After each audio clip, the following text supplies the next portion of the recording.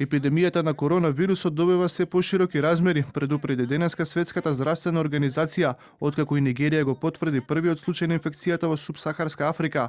Од СЗО велат дека во моментов се разгледуваат извештаите за луѓето кои биле повторно заразени, поради што треба да се разгледа и начинот на кој биле направени тестовите.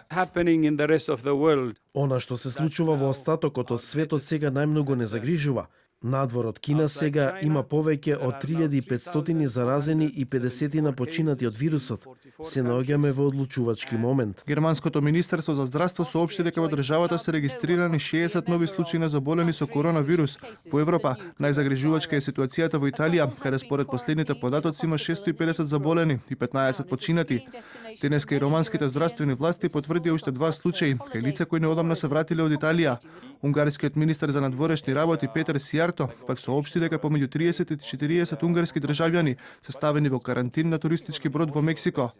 На Блискиот исток најмногу заболени има во Иран, каде се пријавени 388 лица со коронавирус, а починати се 34.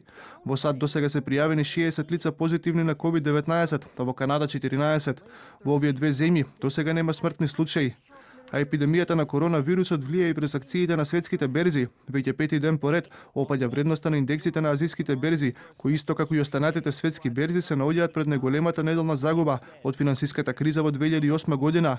Индексот на Азиско-Пацифичката берза забележа пад од 2,7%, додека пак индексот на берзата во Токио се намали за повеќе од 4%. Неколку дена поред паѓа индексот на Wall Street во САД.